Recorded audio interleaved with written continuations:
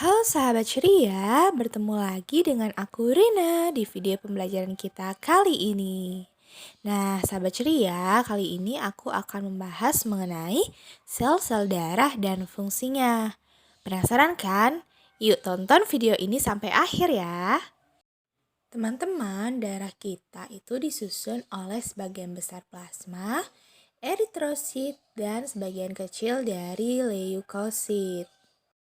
Nah, untuk mengenal lebih jelas tentang eritrosit dan leukosit, mari kita cari perbedaannya. Eritrosit ini merupakan sel darah merah, sedangkan leukosit itu adalah sel darah putih.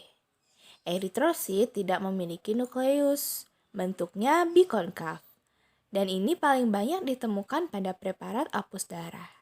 Paling mudah diidentifikasi dan sel darah merah ini berfungsi untuk membawa oksigen dari paru-paru ke seluruh tubuh dan membawa karbon dioksida keluar dari tubuh. Eritrosit adalah sel cakram yang tak berinti, membentuk bikonkav dengan sirkuler sebagai pinggirannya dengan tebal sekitar 1,5 mikrometer dan pusatnya tipis. Permukaan cakramnya relatif luas untuk pertukaran oksigen dan melintasi membran sel. Eritrosit berkumpul akan terlihat berwarna merah, maka dari itu disebut sel darah merah. Eritrosit memiliki fungsi utama yaitu mengangkut oksigen, membantu pertukaran gas dalam tubuh, dan sebagai penyangga asam basa di dalam tubuh. Pada gambar ini ditampilkan mengenai mekanisme pembentukan eritrosit. Bagaimana ya kira-kira mekanismenya? Jadi, pembentukan eritrosit ini diatur oleh hormon glikoprotein yang disebut eritropoietin. Dan sel pertama yang diketahui sebagai rangkaian pembentukan eritrosit itu disebut proeritroblas. Proeritroblas ini akan membelah beberapa kali, kemudian membentuk sel-sel baru dari generasi pertama, yang disebut sebagai basofil eritroblas. Pada tahap berikutnya akan mulai terbentuk cukup hemoglobin yang disebut polikromatrofil eritroblas. Nah, sel-sel ini disebut ortokromatik eritroblas, di mana warnanya akan menjadi merah. Bila sitoplasma dari sel-sel ini sudah dipenuhi oleh hemoglobin sehingga mencapai konsentrasi lebih kurang 34%, maka nukleus akan memadat sampai ukurannya menjadi kecil dan terdorong dari sel yang disebut retikulosit. Retikulosit ini akan berkembang menjadi eritrosit dalam 1-2 hari setelah dilepaskan dari sumsum tulang yang terdapat pada rongga di dalam tulang. Sahabat ceria, leukosit atau sel darah putih dibedakan menjadi dua tipe utama, yaitu granulosit dan agranulosit. Kita akan bahas mengenai granulosit dulu. Jadi, tipe leukosit dengan granulosit ini adalah sel yang memiliki segmen atau lobus pada inti sel dan granul pada sitoplasma. Yang termasuk ke dalam tipe granulosit yang pertama itu adalah neutrofil. Neutrofil ini berfungsi untuk menghalangi infeksi kuman atau bakteri yang mencoba masuk lewat luka. Nah, neutrofil ini paling aktif dan paling banyak terdapat di dalam nanah. Sedangkan yang kedua itu ada eosinofil. Eosinofil ini berfungsi untuk melepaskan racun untuk menghancurkan patogen. Sedangkan basofil itu akan mengeluarkan antibodi untuk mencegah pengumpalan darah. Dan basofil itu berfungsi untuk meningkatkan respon imun non-spesifik terhadap bakteri patogen. Mengeluarkan dua zat kimia, itu histamin yang berperan dalam respon alergi dan heparin yang membantu membersihkan partikel lemak di dalam darah. Sedangkan tipe leukosit yang kedua itu adalah agranulosit. Agranulosit berarti sel dengan inti tunggal dan sitoplasma tidak bergranula. Nah, yang termasuk ke dalam tipe leukosit agranulosit itu adalah limfosit dan monosit. Limfosit berfungsi untuk menjaga imunitas humoral yang berkaitan dengan produksi antibodi. Perangkat pertahanan yang dimiliki limfosit antara lain antibodi dan respon imun seluler. Sedangkan monosit adalah jenis sel darah putih yang berukuran paling besar, berfungsi untuk memakan sel mati dan menyerang mikroorganisme. Perangkat pertahanan yang dimiliki limfosit adalah antibodi dan respon imun seluler. Oke sahabat ceria, kita akan lanjut membahas mengenai trombosit.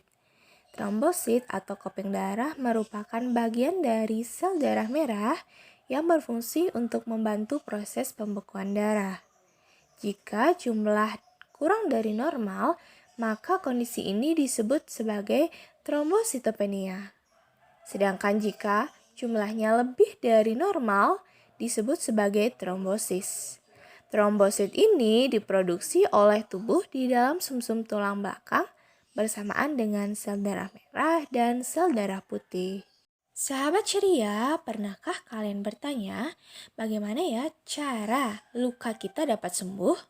Nah, ini akan aku jelaskan mengenai proses pembekuan darah. Proses pembekuan darah ini diawali pada trombosit yang membentuk sumbatan. Trombosit ini bereaksi ketika pembuluh darah rusak atau ada luka. Trombosit akan menempel pada dinding daerah yang luka dan bersama-sama membentuk sumbatan. Sumbatan ini dibentuk guna menutup bagian yang rusak agar menghentikan darah yang keluar. Pembentukan pembekuan darah ini ada faktor-faktor yang memberi sinyal terhadap satu sama lain untuk melakukan reaksi berantai yang cepat. Reaksi ini dikenal sebagai kaskade koagulasi.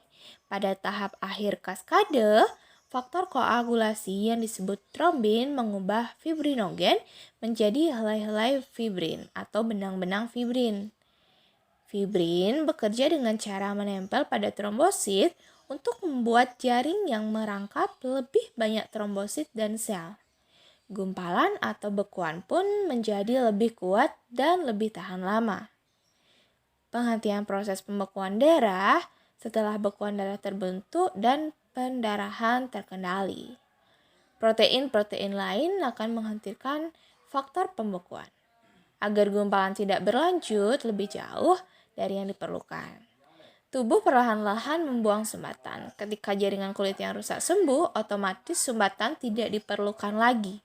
Helai fibrin pun hancur dan darah akan mengambil kembali trombosit dan sel-sel dari bekuan darah. Sahabat ceria, adapun faktor-faktor pencegah dari pembekuan itu dapat sahabat lihat pada slide. Itu ada faktor 1 yang disebut fibrinogen, faktor 2 protombin, yang ketiga tromboplastin, yang keempat kalsium, yang kelima proakselerin, faktor labil, globulin akselator, faktor 6, faktor 7, dan seterusnya. Dari faktor-faktor tersebut tentunya akan menimbulkan kaitan dengan koagulasi atau penggumpalan darah. Faktor 1 misalnya seperti fibrinogen.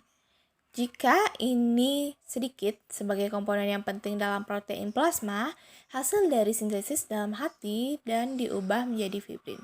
Kekurangan fibrinogen ini dapat mengakibatkan masalah seperti afibrinogenemia atau hipofibrinogenemia. Begitu juga dengan faktor-faktor pembekuan lain itu sangat berkaitan dengan proses penggumpalan darah. Jadi jika kekurangan atau kelebihan itu pasti akan menimbulkan sesuatu yang tidak baik pada proses pembekuan darah. Sahabat ceria, sekian dulu pembahasan aku di video pembelajaran kali ini mengenai sel-sel darah dan fungsinya. Semoga dengan menonton video ini, sahabat ceria jadi mendapatkan ilmu baru ya. Sekian saja dari aku, sampai jumpa di video-video selanjutnya. Jangan lupa like, comment, and subscribe pada video ini ya. Goodbye.